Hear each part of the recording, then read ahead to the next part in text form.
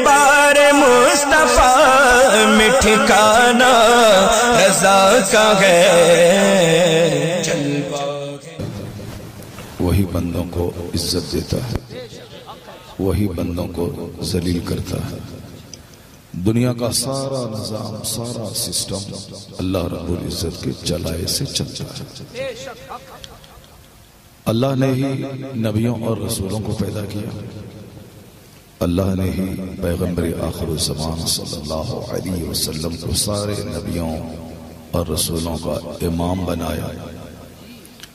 अल्लाह तबारक व तआला जब तक चाहेगा दुनिया रहेगी, और जब अल्लाह चाहेगा दुनिया को फना कर देगा, और इस दुनिया के बाद एक दूसरी दुनिया कायम होगी। उस दुनिया का नाम यौमुल हिसाब है, उसका नाम रोज़े जज़ा है, जिस दिन वहां काम नहीं होगा, सिर्फ हिसाब और बदला होगा। ये दुनिया काम की जगह है और सबको अल्लाह ने आजादी दी है कि अपने हिसाब से जियो, जैसे तुम्हारी समझ में आता है जियो। अलबत्ता ये याद रखना कि उस दुनिया में तुम्हारा हर स्याह और सफेद का हिसाब लिया जाएगा। जितनी नियामतें इस दुनिया में अल्लाह ने तुम पर की हैं, सारी नियामतों के बारे में सवाल किया जाएगा। सुम्मा लतुसअलुन्न यौमइज़िन अनिन नईम, सारी नियामतों के बारे में क़यामत के दिन सवाल किया जाएगा। सेहत के बारे में, दौलत के बारे में, औलाद के बारे में, मकान के बारे में, जितनी भी नियामतें हैं सारी नियामतों के बारे में, यहां तक कि ठंडे पानी के बारे में सवाल किया जाएगा कि तुमने ठंडा पानी पिया, अपने कलेजा को ठंडा किया, तो इसके बदले में तुमने क्या किया। नींद के बारे में सवाल होगा कि ये गहरी नींद मैंने तुझको दी। बहुत सारे लोग नींद को बुलाने के लिए गोलियों का इस्तेमाल करते हैं, मगर तुझको मैंने नींद दे दी, तो तुमने उसके बदले में क्या किया। सारी नियामतों के बारे में सवाल होगा। बहुत सारी औरतें बांझ हैं जिसके पास औलाद नहीं है, मगर हमने तुझको औलाद दिया जिसको देखने के बाद आंख ठंडी होती है, दिल ठंडा होता है, तो तुमने उस औलाद की इस नियामत का क्या हक अदा किया। सुम्मा लतुसअलुन्न यौमइज़िन अनिन नईम, सारी नियामतों का सवाल। जिस तरह हम अपनी मर्जी से पैदा नहीं हुए, अल्लाह ने पैदा किया, उसी तरह वहां हमारी मर्जी नहीं चलेगी। उस क़यामत के दिन अल्लाह बंदों की जबान पे मुहर लगा देगा। अल यौम नख्तिमु अला अफ़वाहिहिम, आज हम उनके मुंह को सील कर देंगे। अभी अगर मैं किसी से कहूं कि क्या तुमने झूठ बोला है, तो वो बोलेगा नहीं नहीं मैंने झूठ नहीं बोला। अगर मैं किसी से कह दूं कि तुमने नमाज छोड़ी है ईशा की, तो वो बोलेगा नहीं नहीं मैंने नमाज नहीं छोड़ी। तो सामने वाला बंदा मैं विश्वास कर लूंगा कि हाँ ये सही बोलता है, या झूठ भी बोलता है तो वो जाने उसका काम नहीं। मुंह से आदमी सफाई देता है। क़यामत के दिन अल्लाह तबारक व तआला मुंह को सील कर देगा। अब वो मुंह से बोल ही नहीं पाएगा कि हमने किया है कि नहीं किया। तो फिर क्या होगा, वह तुकल्लिमुना ऐदीहिम, बंदों के हाथ अल्लाह से बात करेंगे कि इस हाथ से क्या काम हुआ। जबान को अल्लाह सील कर देगा। चूंकि कुरान शरीफ अल्लाह की किताब है, कुरान अल्लाह का कलाम है, तो बंदा होने के नाते विश्वास तो करना होगा कि जो कुछ अल्लाह ने कहा सही कहा। अगर जरा भी शक हो कि कुरान में डाउट है तो मुसलमान ही नहीं रहेगा। तो मुसलमान होने के नाते जो कुछ कुरान में है वो सच है, विश्वास करना होगा। तो क़यामत के दिन जबान पे अल्लाह मोहर लगा देगा, हाथ बात करेंगे। वो तशहदु अर्जुलुहुम, लोगों के पांव गवाही देंगे कि इस पांव को तुम कहां ले गए, जलसा की तरफ ले गए, मदरसे की तरफ ले गए, मस्जिद की तरफ ले गए, या सिनेमा हॉल की तरफ ले गए, नाटुंगी देखने के लिए ले गए, कहां ले गए, इसका सवाल होगा। लोग हवाई फायरिंग करता है वो अलग बात है। जैसे ये माइक लोहे का है, मैं कह दूं ये माइक सोने का है, हीरे का है, जवाहरात का है, तो मुंह है जिसको जो बोलना है बोल दे, मगर सच्ची बात क्या है कि ये लोहे का है। उसी तरीके से कोई ये बोले कि नहीं साहब मैं हिंदुस्तान का प्रधानमंत्री हूं, कौन क्या बोलेगा? तो सारे लोग बोलेंगे पागल आदमी है, प्रधानमंत्री तो ये है नहीं मगर अपने आप को प्रधानमंत्री कहता है। तो दुनिया में पागलों की कमी नहीं है, सारे लोग अलग अलग बातें करते हैं। कोई शकरपला पे फातिहा दिला के बोलता है हमारे लिए जन्नत पक्की है, कोई बताशा पे फातिहा दिला के बोलता है जन्नत हमारे लिए पक्की है, कोई नमाजें छोड़ने के बाद भी कहता है जन्नत हमारे लिए पक्की है, कोई साहब अजमेर शरीफ चला गया दरगाह पे बोलता है जन्नत हमारे लिए पक्की है, कोई कहता है कि ईद की नमाज हम पढ़े 360 दिन में एक दिन, जन्नत हमारे लिए पक्की है, कोई बोलता है कि साहब हम जलसे में आकर के 2 घंटा बैठ गए जन्नत पक्की है। सब अपना अपना ख्याल लिए हुआ है। अल्लाह ताला सब माफ कर देगा, जो भी गुनाह करते रहो दुनिया में सब अल्लाह माफ कर देगा। लोग अपना अपना ख्याल लिए हुआ है। तो हमारा ख्याल इस लोहे को हीरा कहने से सच साबित नहीं होगा। जो फैक्ट है, जो सच्ची बात है, वही हकीकत में सच्ची है। तो सच्ची बात क्या है कि कयामत के दिन मुंह पे मोहर लगा देगा अल्लाह। हाथ बात करेंगे अल्लाह से, ये हाथ का इस्तेमाल कैसे हुआ है, ये आंख गवाही देगी कि इस आंख को कहां कहां चलाया गया है, कहां कहां इस आंख को सेका गया है। इस पेट गवाही देगा, पेट बोलेगा इसमें कौन कौन सी हराम गज़ा डाली गई है। ये पांव गवाही देंगे कहां कहां इसको चलाया गया है। ये ब्रेन गवाही देगा कि इसमें कौन कौन से ख्यालात लाए गए हैं। किसी को बर्बाद करने का ख्याल लाया गया है या किसी को आबाद करने का ख्याल लाया गया है। सच्ची बात यही है ये मुसलमान, अगर बंदा इस पॉइंट को गौर से अपने दिल में जगह दे दे और आखिरत के इस नक्शे को हमेशा दिमाग में रखे, वो दुनिया के लिए कभी बेचैन नहीं होगा। हर वक्त उसकी नजर जन्नत और आखिरत पे रहेगी। और यही इस्लाम का सबसे बड़ा टॉपिक है। कुरान शरीफ में जितना चर्चा आखिरत और जन्नत का है उतना चर्चा किसी का नहीं। हर चैप्टर में सिर्फ आखिरत का जिक्र है। सूरे फातिहा से लेकर सूरे नास तक हर चैप्टर में सिर्फ आखिरत का चर्चा है। अब जाहिर सी बात है, दुनिया तो आरजी और फानी चीज है। हम अगर 100 साल भी जिंदा रहें तो 1 मिनट है अल्लाह के नजदीक। तो अब 1 मिनट के लिए हाथ पांव मारना, मार धाड़, नमाज छोड़ना, झूठ बोलना, लंद फंद करना, दूसरों को धोखा देना, सिर्फ खाना पीना, सोना, मर जाना, ये कोई बहादुरी नहीं है। चूंकि बंदा इस पे सोचता नहीं है, इसीलिए ये दुनिया उसके लिए बहुत बड़ी चीज मालूम होती है कि यही मकान मिले, यही अच्छा खाना मिले, यही अच्छी गाड़ी मिले, यही इज्जत मिले। मरने के बाद यहाँ खरबों महासंख्यों साल रहना, जिस जिंदगी का खात्मा ही नहीं, उसके मुकाबले में दुनिया एक पानी का कतरा है। ये बात मैं नहीं कहता, जिस नबी का कलमा आप पढ़ते हैं वो पैगंबर आजम कहते हैं। सरकार फरमाते हैं कि तुम में से कोई अपनी उंगली समंदर में दाखिल करे, अब फिर उंगली निकाल के देखे कि कितना पानी उस उंगली में लगा है।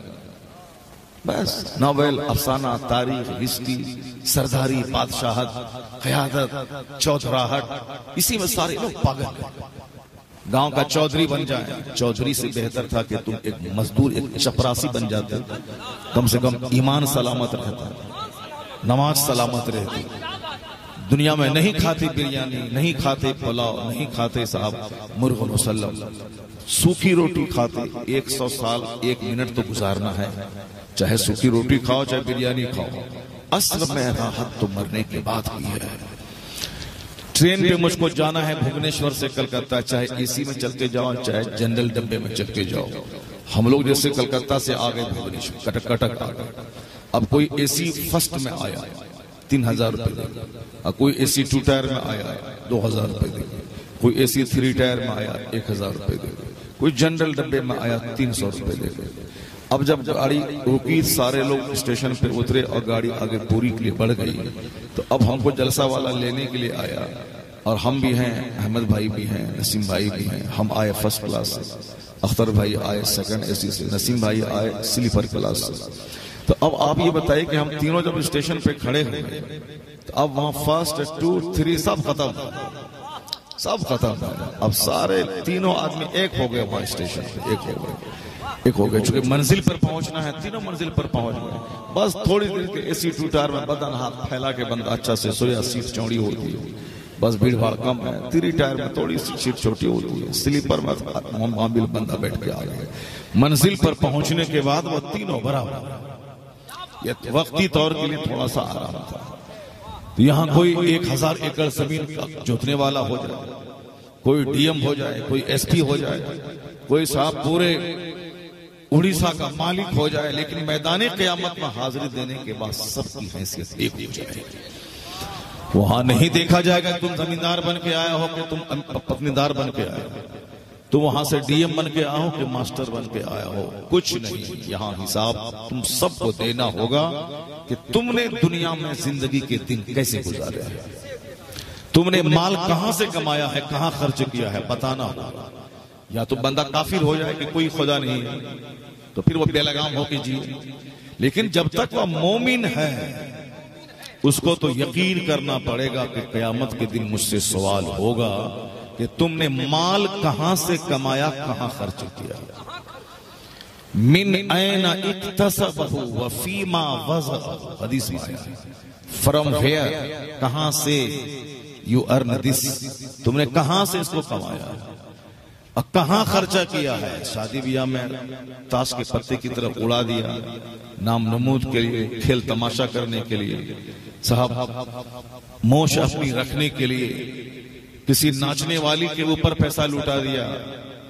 कहां तुमने पैसा खर्चा किया, हिसाब देना होगा।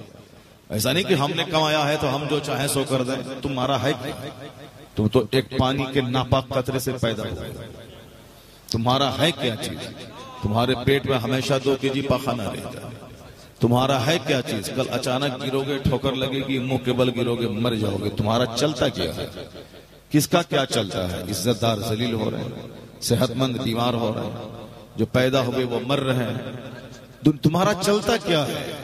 कल अरबपति थे, आज सड़क पे आ गए। कल इज्जतदार थे, आज जलील हो गए। औलाद पैदा हुई, जवान हुई, अचानक हादसे में मर गई। तुम्हारे घर में आग लग गई, जलजला आया, सारा घर जमीन में धंस गया। गांव में प्लेग की बीमारी आई, सारे लोग मर गए। कोरोना आया, दुनिया उजड़ गई। ये तो तुम्हारा हमारा चलता क्या है दुनिया में?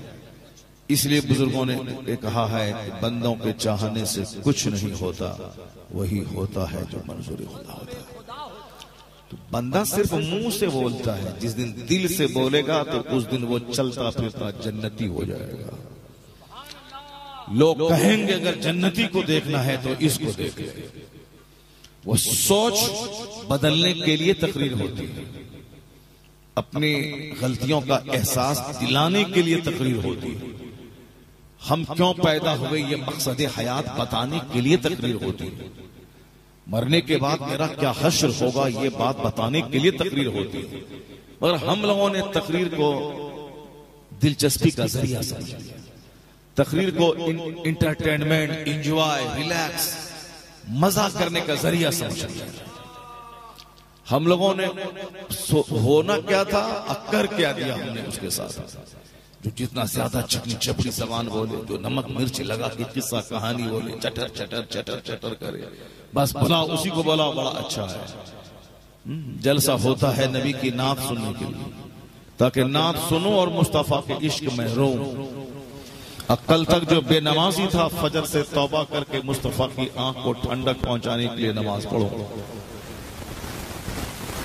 इसलिए जलसा होता है। लेकिन यहाँ नात पढ़ने वाला भी बेनमाजी हो, वो भी समझता है कि हमने नात पढ़ लिया, जन्नत मेरे लिए पक्की है। जैसे बोला कि माइक हीरे का, वैसे भी वो लोहा को हीरा समझे होगा, जन्नत पक्की है उसके लिए।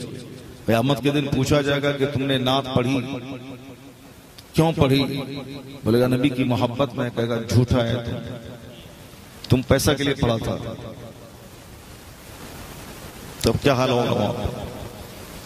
इसीलिए कभी पैसा के लिए अगर नात पढ़ा जाए तो कभी बगैर पैसे के भी नात पढ़ी जाए, ताकि क़यामत के दिन गवाही दें कि इलाही मैंने फला जगह पैसा के लिए पढ़ा था, मगर फला जगह बगैर पैसा लिए हुए पढ़ा था, ताकि क़यामत के दिन काम आ जाए। एक कदम बगैर पैसे के नहीं उठता है बंदे का। क्यों? इसलिए कि वह लोहे को हीरा समझे हुआ, अपने ख्याल में गुम है, मस्त है। कि हम जो सोच रहे हैं, हम जो बोल रहे हैं वही पक्की, सामने वाला झूठ बोल रहा है। ये मौलवी साहब क्या जानने गया, ये मौलवी साहब खाली झूठ बोल रहा है। जो मौका मिलेगा रास्ते में मार के खाल खींच लेंगे इसको। ये हमारे खिलाफ बोलता है। दुनिया में सब लोहे को हीरा समझे होगा। पैगंबरों ने एक टाका नहीं मांगा था बंदों से कि हम जो तुमको कहते हैं कि अल्लाह एक है, अल्लाह पर ईमान लाओ, इसके बदले में 1 रुपया हमको दे दो। किसी पैगंबर ने नहीं मांगा। ये भी नहीं कहा कि हम जो तुमको जन्नत का, आखिरत का शौक दिला रहे हैं, इसके बदले में खाना दे दो 1 टाइम का। ये भी नहीं कहा।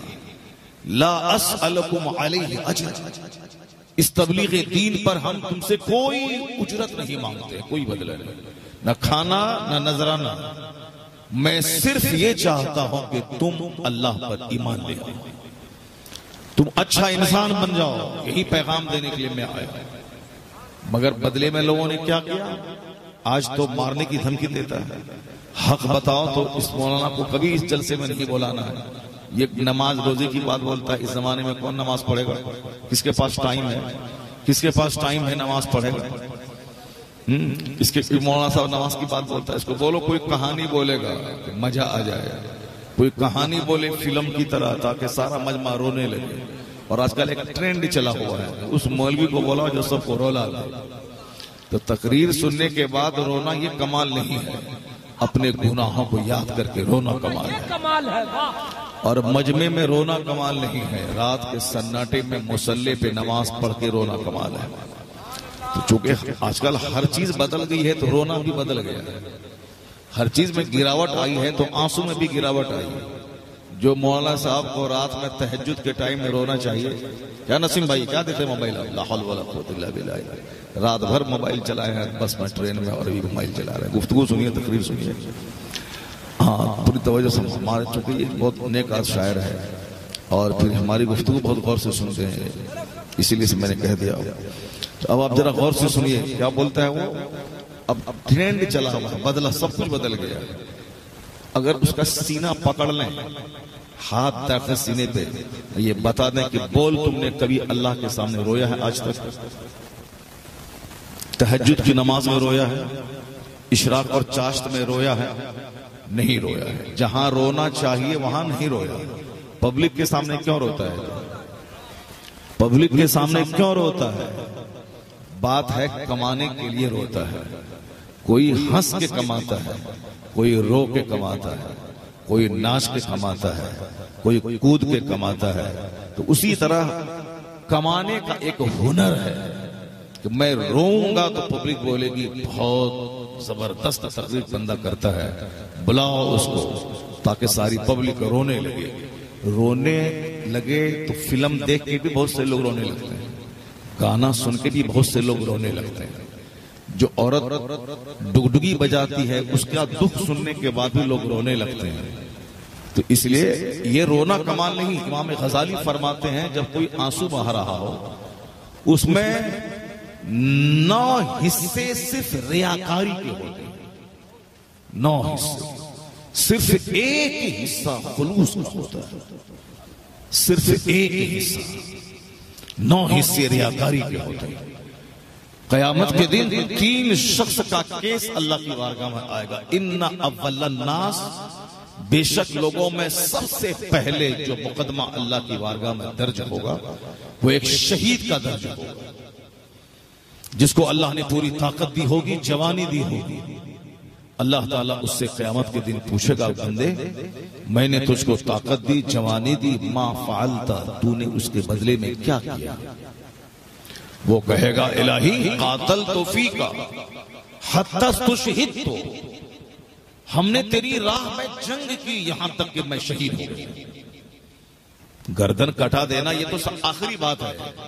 लोग माल लुटाते हैं, वक्त लुटाते हैं, सब कुछ लुटाते हैं, गर्दन कटा देना ये तो लास्ट फाइनल बात है, क्योंकि जान से ज्यादा कोई चीज कीमती नहीं होती। वो बंदा बोलेगा इलाही मैंने तेरी राह में लड़ाई लड़ी, जुल्म के खिलाफ, कुफ्र के खिलाफ, शिर्क के खिलाफ, यहां तक कि मैं उसी जंग में मार दिया गया, मैं कत्ल हो गया, शहीद हो गया। अल्लाह फरमाएगा गजब का तू झूठ बोल रहा है। आज जो मदरसे में लड़ाई है, उस लड़ाई के दूर करने का इलाज इस हदीस पाक में है। आज जो खानकाह में जंग है, मैं गद्दी नशी तो छोटा भाई गद्दी नशी, उसका इलाज भी इसी में है। आज जो जलसा कराने के बाद लफड़ा होता है, तुमने इतना खाया, तुमने इतना खाया, हम सिक्योरिटी नहीं बने तो तुम्हारा फ्लॉप कर देंगे, शायर मुकर्रर को मना कर देंगे। ये जो ड्रामा चल रहा है, ये सारा ड्रामा इसीलिए है कि बंदा के दिल से अल्लाह का डर निकल गया है। वो जलसा में 1 मिनट नमाज के लिए टाइम नहीं देता है, लेकिन वो 1 महीने तक जलसे का चंदा कर रहा है।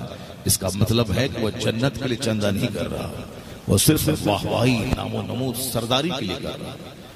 अगर वो अल्लाह के लिए करता तो फौरी दिमाग में बात आती कि जलसा करना फर्ज है कि नमाज पढ़ना फर्ज है, तो सबसे पहले नमाज पढ़ता, फिर बाद में जलसा के लिए चंदा करता।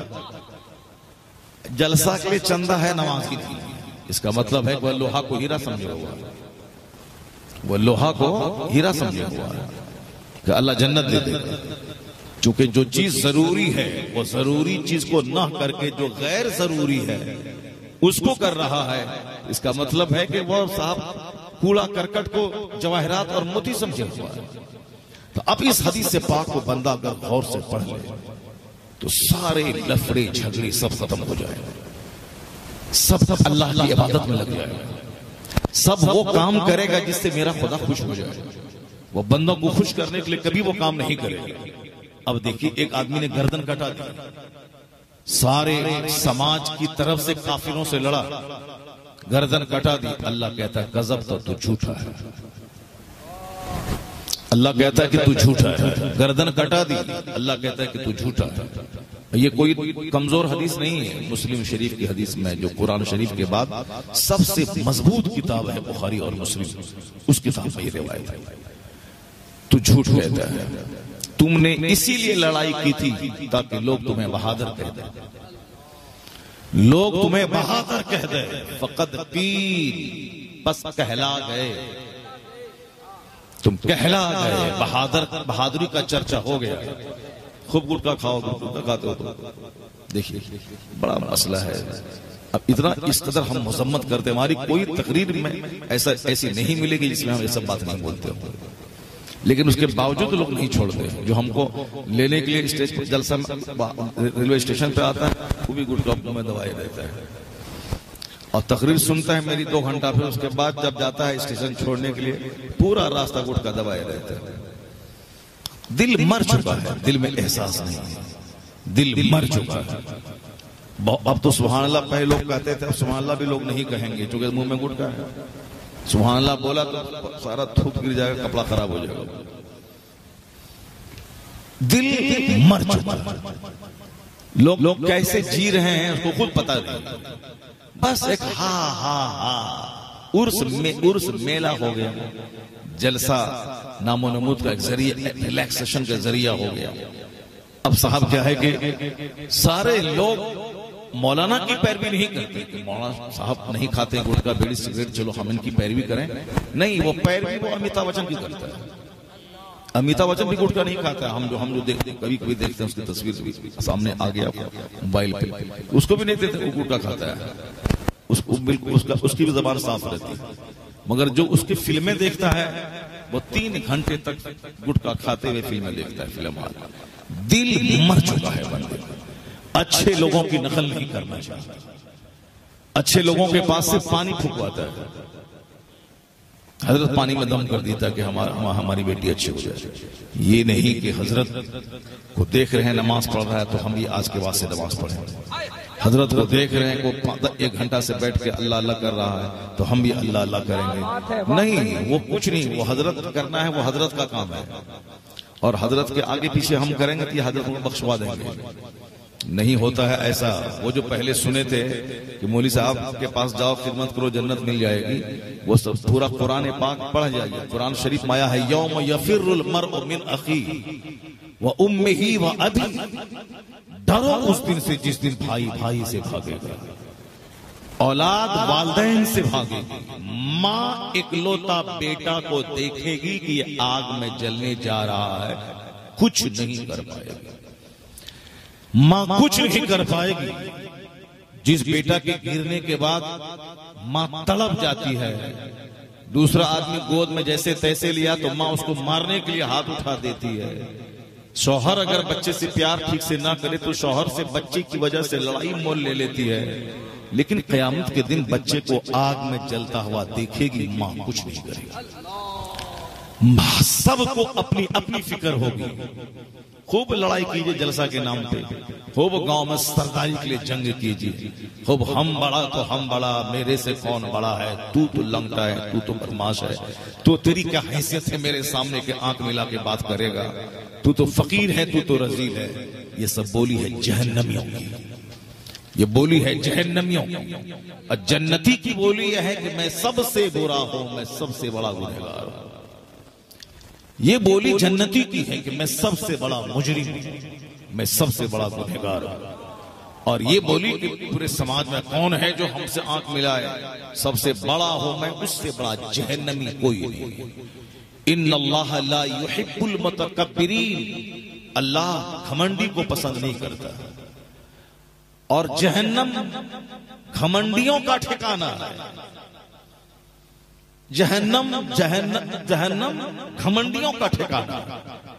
हदीस में आया है, मुस्तफा फरमाते हैं ला यदखुलुल जन्नह मन काना फी क़ल्बिही मिस्क़ालु ज़र्रतिन मिन किब्र।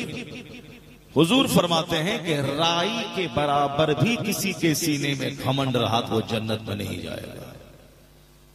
नबी तो कुछ कहें और ये कुछ ख्याल पाले हुए, कुरान कुछ बोले, ये कुरान के खिलाफ दिमाग में ख्याल पाले हुए। यही तो है कि आज अक्सर लोग वो हैं जो कुरान हदीस से अलग एक अपनी जिंदगी अलग गुजार रहे हैं। वरना बंदा वो काम करेगा जो जन्नत ले जाए, आदमी वो काम से बचेगा जो काम आदमी को जहन्नम ले जाए। वो अक्लमंदी वाला काम करेगा ना कि गधे वाला काम करेगा। आज कुरान हदीस सुनना नहीं, कव्वाली सुनना, गधे वाला काम। जबकि म्यूजिक सुनना हराम है, मज़ामीर हराम है, ढोल हराम है। मगर चूंकि तकरीर में तो बोला जाएगा कि तुम जैसे जी रहा है या जीना गलत है, वो तो बोलेगा ये हराम तुम कर रहा, ये हलाल कर रहा। ये बात तो कोई सुनने वाला नहीं है। अब कव्वाली में ढोल बज रहा है, मजा मिल रहा है, हुसैन करबला गए, हुसैन करबला गए, हुसैन बड़ा हुसैन, शानदार हुसैन, निराला हुसैन, बाबा हुसैन, मेरा आका हुसैन। चूंकि इसमें हमारी बुराई की मजम्मत तो है नहीं, ये इसे सुनने में मजा आता है।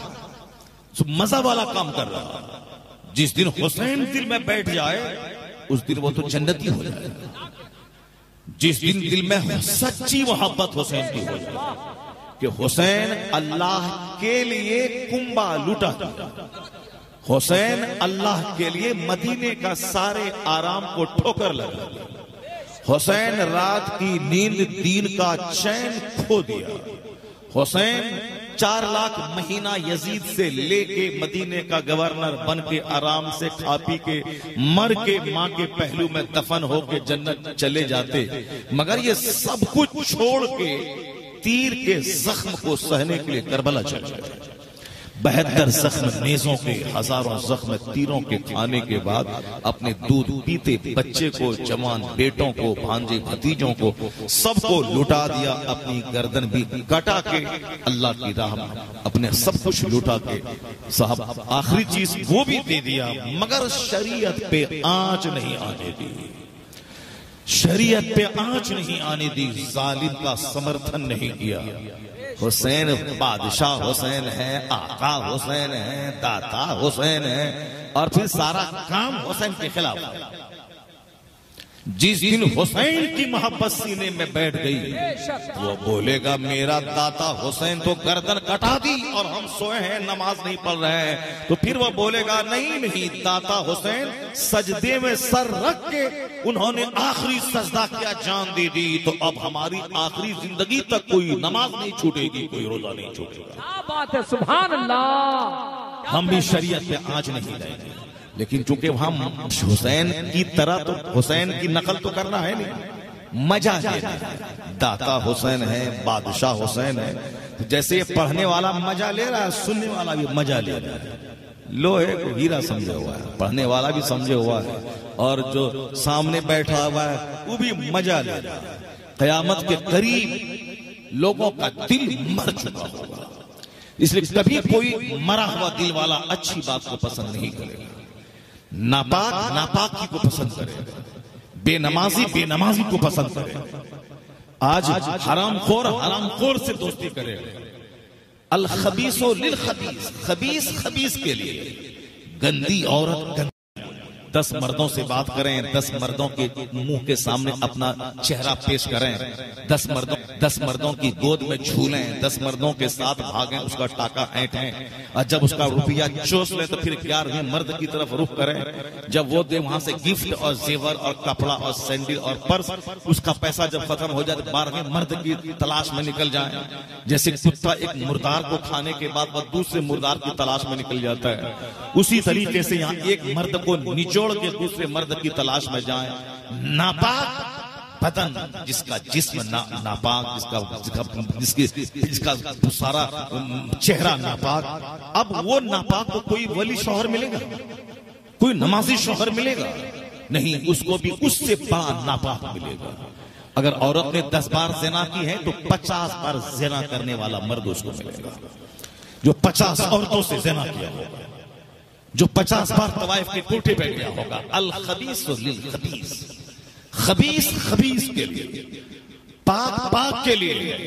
जो औरत अपनी आंख का गलत इस्तेमाल न किया हो, जो औरत अपनी जबान से कोई गाली के लफ्ज नहीं निकाला, जो औरत अपने साथ अपना हाथ को किसी मर्द के हाथ में नहीं दिया, जो औरत हमेशा जिसकी निगाहें हया से झुकी हुई, उस औरत को कोई शराबी शौहर कभी गवारा न होगा।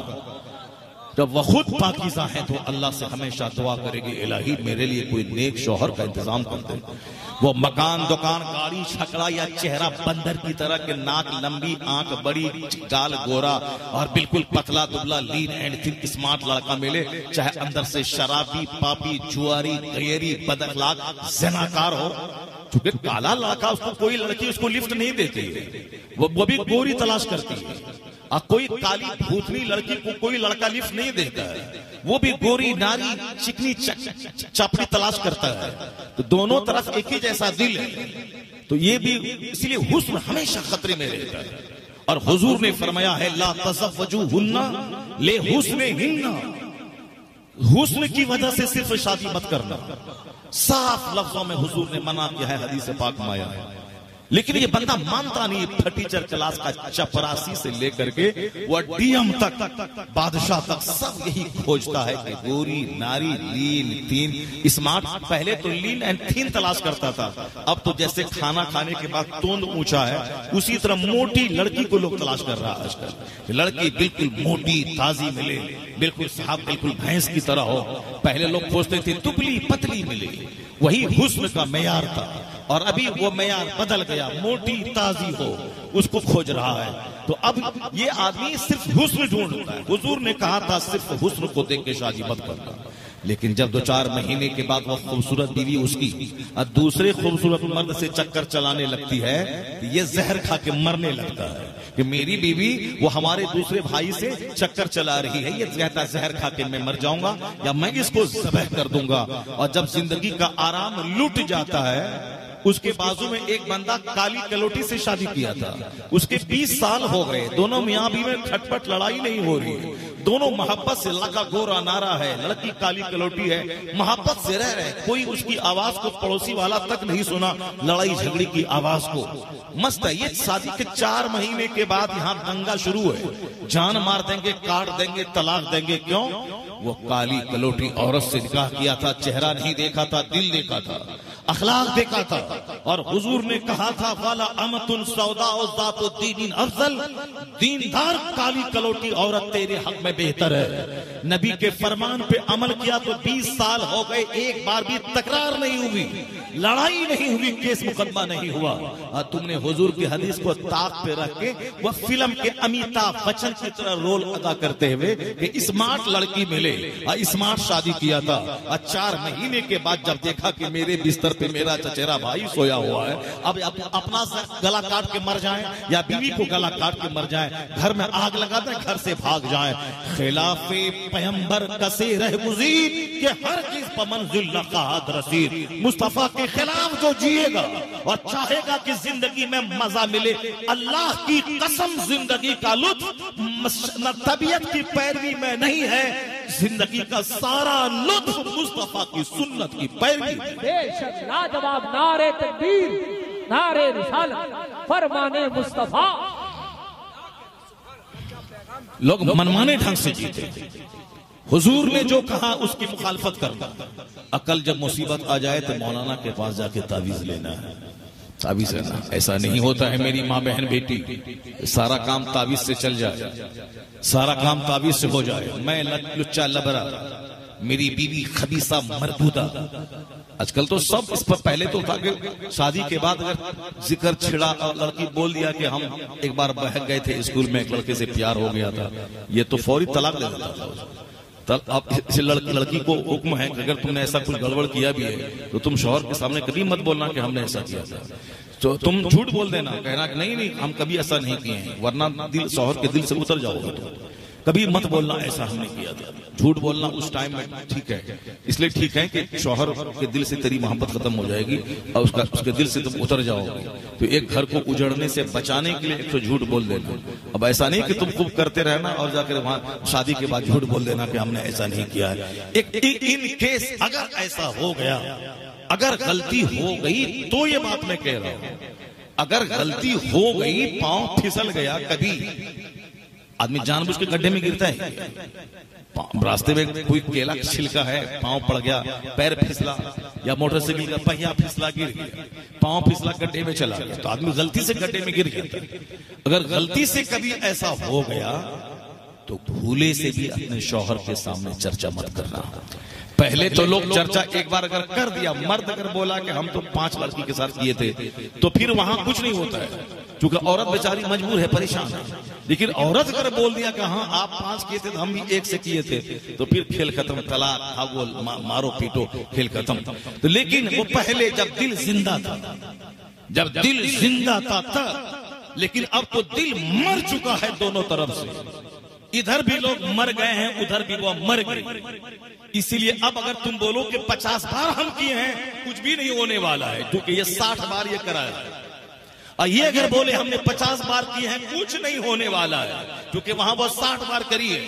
इसीलिए अल खबीसो लिल खबीस, नापाक के लिए नापाक, और नापाक मर्द, नापाक औरत, तो बच्चा पैदा होगा महानापाक, बच्चा पैदा होगा महानापाक। वो बच्चा पैदा होगा जो समाज का लुटेरा, समाज का डकैत, समाज का चोर, माँ बाप के सीने पे चढ़ के मारने वाला गुंडा, अपने पड़ोस की औरतों पे बुरी निगाह रखने वाला कुत्ता, अपने समाज को अपने प्लान से तकलीफ पहुंचाने वाला समाज का मुनाफिक और फासिक, ये सारा कसूर उस माँ उस बाप का है जिसका दिल मर चुका है, जो अल्लाह के लिए गुनाह से बचना नहीं चाहता, जो शादी से पहले भी मजा करना चाहता है और शादी के बाद भी अपनी हूर जैसी बीवी को छोड़कर भूतनी के खिलाफत को चाटने के लिए मुसहर और दलित के मोहल्ले में कुत्ता जैसे हड्डी ढूंढता है, उसी तरह मुर्दार को तलाश करता रहता है। पाक को पाक चाहिए, नापाक को नापाक चाहिए। पाखाने का कीड़ा उसे गुलाब नहीं चाहिए, उसे चमेली नहीं चाहिए, उसे मोगरा नहीं चाहिए, उसे बेला नहीं चाहिए। पाखाने के कीड़ा को पाखाना चाहिए, वरना मर जाएगा वो कीड़ा। मगर जो भौरा गुलाब पर बैठता है, वो थोड़ी सी गंदगी उसकी तबीयत को मुकद्दर कर देती है, वह मर जाता है। ये अपने अपने मुकद्दर की बात है कि भौरा को गुलाब चाहिए, अब पाखाने के कीड़े को पाखाना चाहिए। अल खबीसो लिल खबीस, जिस गौसे आजम की जिंदगी तू बयान करने आया है, जिस गौसे आजम की करामत तू सुनता है, जिसका मालिता और तोशे कादरिया खाता है, जिस गौसे आजम का चर्चा सुनता है, जिसका लंगर खाता है, कभी तुमने गौर किया कि दुनिया का सबसे बड़ा मुबल्लिग, उसकी माँ कैसी थी, उसका बाप कैसा था, ये सारे वलियों के सरदार को किसने जन्म दिया, किस पेट से वह पैदा हुए, उनका बाप कैसा था, उनका खानदान कैसा था। ये कुदरत का सिस्टम है कि जैसी माँ वैसा बच्चा, जैसा बाप वैसा उसका बेटा, जैसी जमीन वैसी फसल। यहाँ औरतें खबीसा तो औलाद महाखबीस, मर्द खबीस नापाक तो औलाद महाखबीस। 1 करोड़ तावीज डाल दे अपने बच्चे के गले में, ये बोले कि नेक हो जाए, नहीं होगा।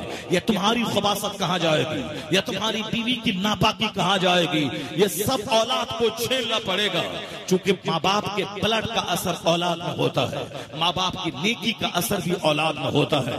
नहीं पढ़ा तुमने कुरान शरीफ में सूरह कहफ में क्या कहा गया है कि जनाब खिज़्र अलैहिस्सलाम जनाब मूसा अलैहिस्सलाम दोनों साथ जब चल रहे थे, जनाब खिज़्र ने कहा था कि आप कुछ देखेंगे तो बोलेंगे नहीं, लेकिन जनाब मूसा अलैहिस्सलाम से नहीं रहा गया, आप बोल उठे। क्या बोले? जब देखा कि एक गांव में आप दाखिल हुए, गांव वाले ने मेहमानी नहीं की, मगर गांव वाले की एक दीवार किनारे पे थी, जो दीवार गिर रही थी, जनाब खिज़्र ने उस दीवार को सीधी कर दिया।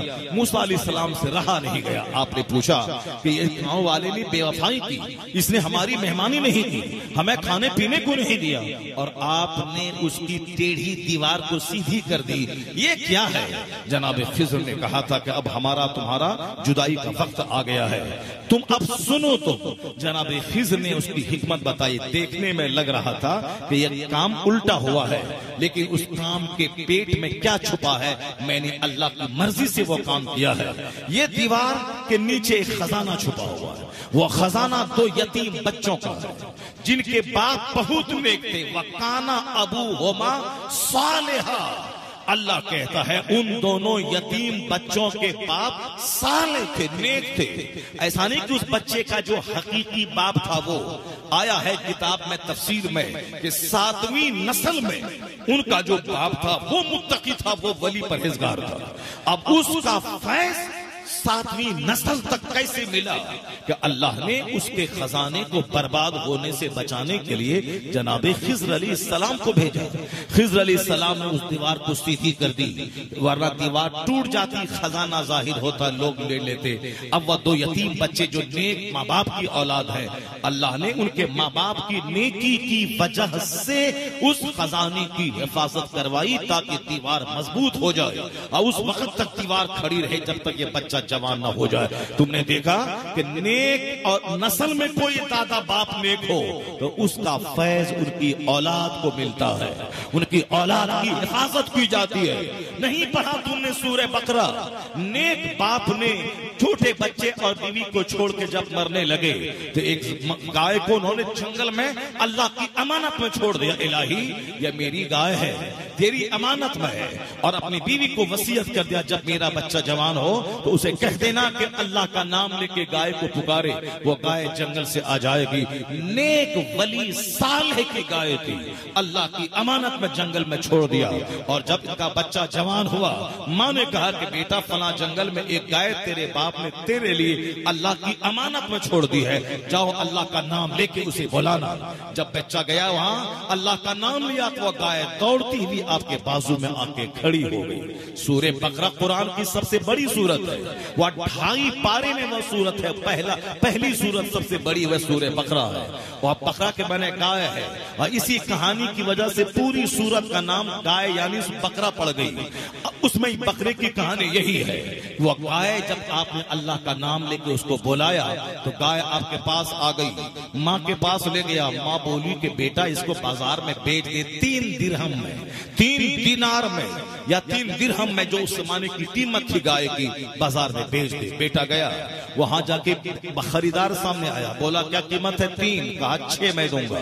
कहा तो मैं माँ से पूछ के आता हूँ, अम्मी तो बोली थी 3 दिरहम में देना। अगर हमारे जैसा जोकर बेटा उस वक्त होता तो कह देता हाँ ठीक है 6 दिरहम में ले लो, 3 हम इधर पॉकेट में रख लेते, 3 जाके माँ को दे देते, चूंकि माँ 3 ही में बेचने को कही थी।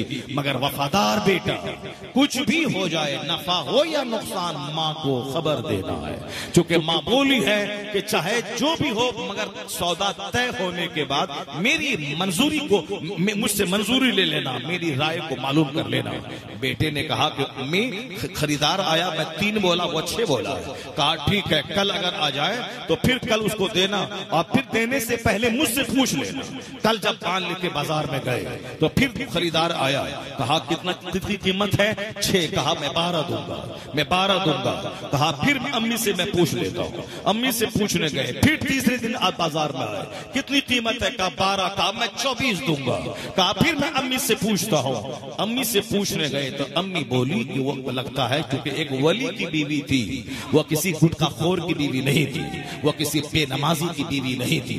अब जाहिर सी बात है, कोई शौहर रात में सोएगा 2 बजे मोबाइल चलाते हुए, वह उठेगा 7 बजे दिन में, तो उसकी बीवी उसकी मौजूदगी में देखेगी कि मेरा ये मौलवी शौहर ये खुद 7 दिन तक सोया हुआ है, तो वो क्या वो पहले से उठ के तहज्जुद पढ़ेगी? वो नहीं, वो तो उनके सामने जब ये रोल रहेगा तो शौहर के घर से बाहर जाने के बाद तो एक नमाज नहीं पढ़ेगी, भले ही वो झूठ बोल देगी, क्योंकि झूठ बोलने में महारत है औरतों को। वह बोल देगी कहा हाँ नमाज पढ़ ली। अरे पढ़ लिए, कब पढ़ लिए? टाइम हुआ ना हुआ पढ़ लिए नमाज। शौहर को फोन पे कह दिया हाँ पढ़ लिए। तुम जब ऐसा है तुम नमाजें जानबूझ के छोड़ता, हाँ जब तुम कड़ाके की सर्दी में नहा करके फजर की नमाज टाइम पे पढ़ेगा, जाहिर सी बात है बीवी का सीना हिलेगा। सिर्फ आंख से, जबान से, डांट से मसले का हल नहीं होता, बल्कि दिल जीतने के लिए किरदार पेश करना पड़ता है, कैरेक्टर पेश करना पड़ता है। इसलिए मैंने अपने ससुर को, मैंने अपने उस्ताद पीर, तीनों है हमारे, वो उस्ताद भी थे, पीर भी थे, ससुर भी थे, खलीफा मुफ्ती आज़म हिंद, बहुत जबरदस्त आलिम, जबरदस्त खतीब, जबरदस्त ने 6 साल तक मैं उनके पास पढ़ा। एक दिन की नमाज मैंने जानबूझ के छोड़ते हुए नहीं देखा। एक बार नमाज पढ़ा दी फजर की, उसके बाद जब गए तो वहां से अंदर से खबर भिजवाई कि सारे बच्चे नमाज दोहरा लें। चूंकि आप जब अंदर गए तो पता चला कि लुंगी में कहीं नजासत लगी हुई है, आप नहाए, हालांकि नमाज हो चुकी थी, फिर आपने कहा सबको नमाज दोहरा लें। 6 साल पीरियड में वो एक चीज, वरना 4 बजे भोर में भी जलसे से वापस आते तो 1 घंटा सोने के बाद सबसे पहले वही नमाज पढ़ते थे। क्योंकि 6 दिन नहीं, 6 महीना नहीं, 6 साल तक मैंने देखा है उनको। यही वजह है कि आज कोशिश करता हूं कि रेलवे स्टेशन रहे, प्लेटफॉर्म रहे, कहीं भी रहे, कोशिश करता हूं कि नमाजों की पाबंदी करूं, चूंकि इस आंख ने उस मर्द मुजाहिद को 6 साल तक देखा है। मेरी माँ ने कहा कि जिस दिन पैदाइश तुम्हारी हो रही थी, मगरिब के बाद पैदाइश हुई, उस दिन मैं मगरिब की नमाज पढ़ने के बाद बैठी थी कि दर्द शुरू हुआ और पैदाइश हुई। कोई ऐसा करेगा? यहाँ तो 5 महीना पहले से नमाज छोड़ देती है। और साहब अब हॉस्टल में रहना है 10 दिन, तो 10 दिन पहले से साहब बेड रेस्ट और वहाँ इंजेक्शन और सलाइन चालू है। यहाँ मगरिब की नमाज पढ़ के बैठी है, बच्चा तबल्लुद हो रहा है। साहब जिस तरह से आप अपना कल्चर पेश करेंगे उसी तरह की औलादों के दिल और दिमाग पे असर होता है। तो मैं आपसे कहना चाहता हूँ, ऐसा कभी नहीं होगा कि हम रहें बेढंगी औलाद हो जाए कुतुब अब्दाल, हम रहें बेढंगा औलाद पैदा हो जाए कुतुब अब्दाल नमाजी शरीफ। ऐसा नहीं होता है, बल्कि होता क्या है वही कि वो नेक खातून नेक मर्द के निकाह में थी, नेक मर्द को देख देख कर वो भी अंदर से हकशनास हो गई थी, उनकी निगाहों से भी हिजाब उठ गए थे। इसलिए जब देखा लगातार 3 दिन से वह ग्राहक 3 को 6, 6 को 12, 12 को 24 कर रहा है, वो समझ गई कि जरूर ये अल्लाह का फरिश्ता होगा, यह कोई आम खरीदार नहीं, तो फरिश्ता अल्लाह का होगा। तो आपने अपने बेटे से कहा बेटा आज मार्केट ले जाओ गाय को, और जब वो शख्स आए तो कह देना कि अब आप ही बताइए इसकी कीमत क्या होगी। सुभान अल्लाह, जरा जोर से बोलो सुभान अल्लाह, हाथ उठा के बोलो ला इलाहा इल्लल्लाह। क्या कहा? अब आप ही बताइए कि इसकी कीमत क्या होगी। कहा अम्मी ठीक है। बाजार गए, जब वो खरीदार आया कहा कीमत, कहा हुजूर आप ही बताएं कि गाय की कीमत क्या होनी चाहिए। उन्होंने क्या कहा कि गाय को लेके जाओ घर, अभी कुछ खरीदार आएंगे और उसको कह देना कि इसकी कीमत है गाय की खाल में सोना भर देना, गाय की खाल में सोना, गोल्ड, ये सोना नहीं खाना सोना, ये नहीं, गोल्ड भर देना, उसमें गोल्ड भर देना, यही इस गाय की कीमत है। और वो लेगा, गोल्ड देगा। चुनांचे कुछ खरीदार आए। वो खरीदार कौन थे? खरीदार ये थे कि ये माल वाला एक आदमी था और उसका दूसरा चचेरा भाई, उसने अपने माल वाले मालदार भाई को मार के दूसरे आदमी के दरवाजे पे उसकी लाश को रख दिया ताकि इसके भाई के माल को हम हड़प लें। और दूसरे के दरवाजे पर उसकी लाश रख दी। सुबह हुई, यही बंदा जो मारा था अपने चचेरे भाई को, ये उसके दरवाजे पर गया, पब्लिक को जमा किया, कहा देखे इसने हमारे भाई को मारा है, माल बहा चाहिए, अब खून बहा चाहिए, खून इन्होंने खून किया है, खून बहा चाहिए। अब लोगों ने कहा अरे ये क्या मसला हो गया। वो बोला कि नहीं नहीं मैं नहीं मारा हूं। कहा कैसे नहीं, तुम्हारे दरवाजे पे डेड बॉडी मिली है, तुमने ही मारा है। गांव के लोग जमा हो गए, कहा कि अब इसका फैसला जनाबी मूसा अलैहिस्सलाम करेंगे। सुभान अल्लाह, जनाबी मूसा अलैहिस्सलाम करेंगे। ये मूसा अलैहिस्सलाम की जाहिरी मौजूदगी की कहानी है। जनाबी मूसा अलैहिस्सलाम के पास लोग आए, मामला किया, तो अब जनाबी मूसा अलैहिस्सलाम अल्लाह रब्बुल इज्जत के फैसले के मुताबिक आपने फैसला सुनाया, एक गाय खरीदी जाए, उस गाय को ज़बह किया जाए और उसका गोश्त लेके इस मुर्दार इस मैयत के पेशानी पे मारा जाए, और फिर वो बंदा जिंदा होके अपने कातिल का पता बताएगा। वह बंदा जिंदा होके अपने कातिल का पता बताएगा।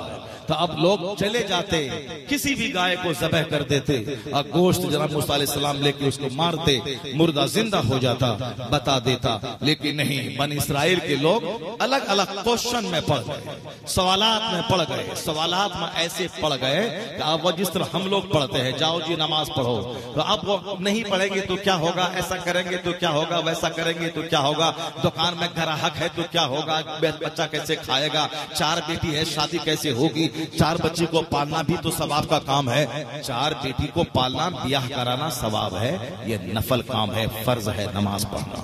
नमाज के साथ मिल के शादी कराएगा तब जन्नत मिलेगी, नमाज छोड़ के खाली बेटी की शादी कराने के पीछे लगा रहेगा तो नहीं मिलेगा। फर्ज छोड़ने का जुर्म तेरे सीने पर रहेगा। ये जाहिल लोग हमको समझाने लगते हैं, हजरत 4 बेटी को पालना भी तो सवाब है, 4 बेटी का ब्याह कराना भी तो आप ही लोग तो कहते हैं कि सवाब एक हज का मिलेगा और हुजूर ने जन्नत का मुजदा सुनाया है। तो यहाँ हुजूर ने ये भी कहा है कि तब 2 मुसलमान आपस में मिलते हैं, मुसाफा करते हैं, तो उनके हाथ अलग होने से पहले ही गुनाह माफ हो जाते हैं। न नमाज पढ़ना है, न रोजा रखना है, न हज करना है, न ज़कात देना है, खाली साहब ये बाजार में घूमना है, पट्टा मुंडई में घूमना है और मुसलमान से मुसाफा करना है, और बस गुनाह माफ होता जाएगा। ज़िना करते रहो, उधर गुनाह माफ होता रहेगा, शराब पीते रहो, गुनाह माफ होता रहेगा। वो मुस्तफा साहिब शरीयत है, उन्होंने जिस मौके से जैसा चाहा वैसा स्टेटमेंट दिया है। उनकी हर छोटी बड़ी बात को मानना है। जहां मुसाफा करने पे गुनाहों की माफी का मुजदा सुनाया है, वहीं ये भी सुनाया है जो जानबूझकर नमाज छोड़े वह कुफ्र कर गया, वह कुफ्र के करीब पहुंच गया। ये भी हुजूर ने कहा है। तो आसान वाला नुस्खा ले लिया और जबरदस्त वाला नुस्खा छोड़ दिया। इसमें सबको लेना है, जबरदस्त वाला नुस्खा भी लेना है, छोटा भी लेना है, बड़ा भी लेना है। पहले बड़ा लेना है, बाद में छोटा लेना है। क्या पैगाम जिंदाबाद। पहले फर्ज लेना है, बाद में नफल लेना है। पहले मस्जिद और नमाज लेना है, तब बाद में धामनगर शरीफ जाना है, तब बाद में जाके वहां मुजाहिद मिल्लत के मजार पे जाना है। क्योंकि क़यामत के दिन सवाल होगा, तुम धामनगर उर्स में गए, मस्जिद क्यों नहीं गए? जबकि धामनगर जाना फर्ज वाजिब नहीं था, मगर मस्जिद जाना वाजिब है। जमात से नमाज पढ़ना वाजिब है, नमाज पढ़ना फर्ज है। तो वाजिब अदा नहीं है, धामनगर जा रहे हैं। तो धामनगर जा रहे हैं जो मुजाहिद तहज्जुद की नमाज नहीं छोड़ा, जो जनरल डब्बे में सफर किया और जनरल डब्बे से बाहर निकल के नमाज अदा की। हम उनकी कब्र पे बेटा मांगने जा रहे हैं, अब फैक्ट्री मांगने जा रहे हैं, कारोबार मांगने जा रहे हैं। कभी तौफीक नहीं मिली कि कोई जाके नमाज की पाबंदी मांगने चला जाए, तहज्जुद की पाबंदी मांगने जाए, कभी तौफीक नहीं मिली। जो दुनिया को तलाक दे दिया, उसी के पास जाके दुनिया की भीख मांग रहे हैं। मुजाहिद मिल्लत वो दुर्वेश का नाम है, वो दुर्वेश थे, वो फकीर थे, वो अल्लाह वाले थे, वो अपनी जमीन की आमदनी से मदरसा मस्जिद का काम करने वाले थे। आज तक धामनगर का वो बनिया गवाह है, जब भी निकलते थे उससे पैसा लेते, मस्जिद मदरसा खानका जहां तहां देते, उसके बाद जब वापस आते तब उसका खर्चा पेड करते। उसके पास एक रजिस्टर लिखा होता था, उससे पैसा लेते, वापस आके फिर पेड करते, फिर पैसा लेके बाहर जाते। तो हम लोग बाहर निकलते हैं खाली हाथ, वहां से पैसा लेके आते हैं। मुजाहिदे मिल्लत पैसा लेके निकलते थे, खाली हाथ वहां से घर आया करते थे। ये मुजाहिदे मिल्लत की जिंदगी। सादगी से भरपूर, सिंपलिसिटी से भरपूर मुजाहिद मिल्लत की जिंदगी थी। और आज हम उस फकीर के दरवाजे पे सोना मांगने जाते हैं, वहां जाके फैक्ट्री मांगने जाते हैं। इतनी जो भीड़ लगती है उनसे मुजाहिद मिल्लत में, ये भीड़ जितनी लगती है उसमें से सिर्फ 100 आदमी ऐसा होगा जो तहज्जुद की भीख मांगने जाता होगा, नमाज की पाबंदी की भीख मांगने जाता होगा। बाकी 1000 में 990 आदमी वो होगा जो सिर्फ बेटा बेटी दामाद दुल्हा दुल्हन फैक्ट्री खेत बाड़ी मॉल ये वो सब दुनिया मांगने जाते हैं। लोग कहते हैं कि भीड़ है सुन्नियों की, वो सुन्नियों की भीड़ नहीं, वो दुनियादारों की भीड़ है, वह दुनियादारों की भीड़ है, वह भिखारियों की भीड़ है, वह पैसा मांगने वालों की भीड़ है।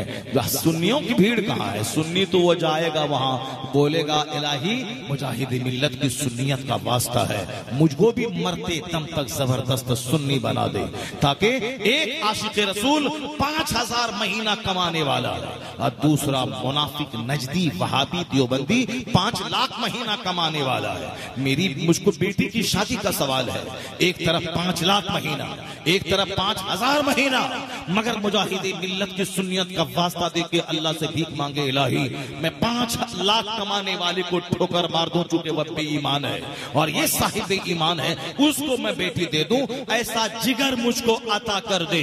यहाँ तो 99 आदमी का पांव फिसल जाता है, चाहे नजदी वहां भी रहे मगर 5 लाख कमाता है बेटी दे दिया, और कमजोर कमाने वाले को बेटी ना दिया, यानी एक काफिर के हवाले बेटी कर दिया, मुर्तद के हवाले। एक मोमिन के पास पैसा कम है उसको नहीं दिया। तो अब ये आदमी वो है जो पैसा मांगने जाता है, सुन्नियत की भीख मांगने जा तो सोने की दीवार और मिट्टी की दीवार दोनों बराबर हो जाएगी, तब वो बंदा हकीकत में अल्लाह वाला हो जाएगा।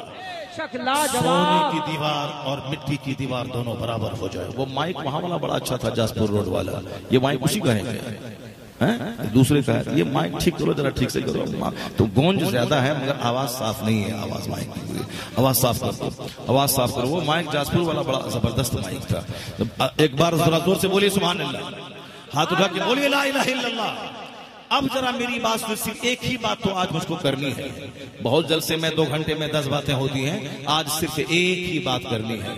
अगर उस एक बात को आपने गौर से सुन लिया जो मैं अभी आधा घंटा से करते हुए आ रहा हूं, वही एक बात ही करना है मुझको, उसी एक बात पे गुफ्तगू खत्म कर देनी है।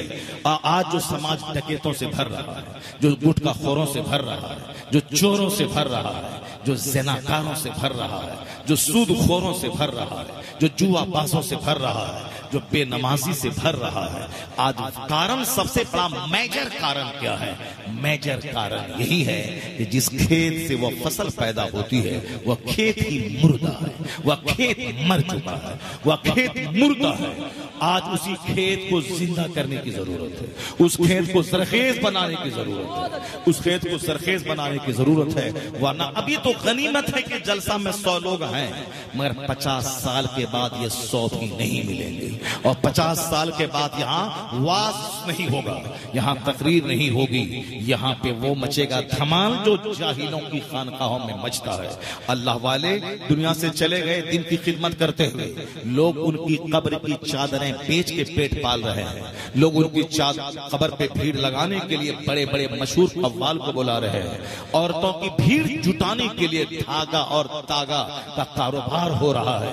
यही वजह है कि मर्द बाजार पे कम जा रहे हैं, औरतें ज्यादा जा रही हैं। चूंकि हिंदुओं के मंदिर में मर्द एक मिलेगा, 99 औरतें मिलेंगी, क्योंकि औरतों को दुनिया ज्यादा चाहिए, माल दौलत। वहां उनके यहाँ हर पूजा है, शौहर की पूजा, लक्ष्मी की पूजा, दामाद की पूजा, भाई की पूजा, ये भैया की पूजा है, ये साहब राखी बांध रहे भैया की पूजा है, यह दीर्घ पति की लंबी उम्र की पूजा है, यह लक्ष्मी या दौलत की पूजा है, ये सब अलग अलग ढंग से पूजा है। माल की पूजा, औलाद की पूजा, दामाद की पूजा, हुस्न की पूजा, खूबसूरती की पूजा, सुंदरता की पूजा, विद्या की पूजा।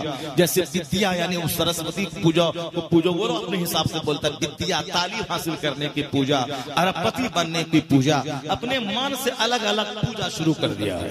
दौलतमंद बनना है तो ये पूजा, लड़का खूबसूरत चाहिए तो ये पूजा, दामाद अच्छा चाहिए तो ये पूजा, भाई टाका पैसा दे तो ये पूजा, यानी सब पूजा पूजा पूजा, टाका की पूजा, पैसा की पूजा, ये ज्यादा औरतों को चाहिए, इसीलिए मंदिरों में औरतों की भीड़ ज्यादा होती है।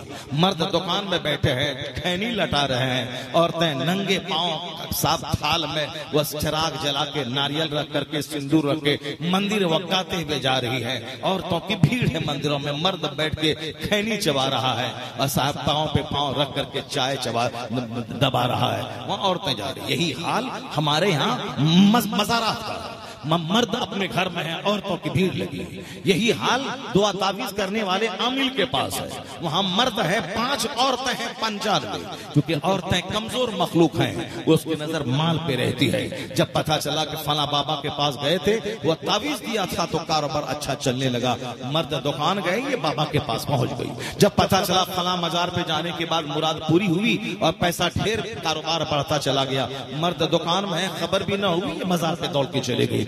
इसलिए मस्जिदों में औरतें नहीं जाएंगी, चूंकि वहां नमाज पढ़ना है, औरतों का जाना मना है।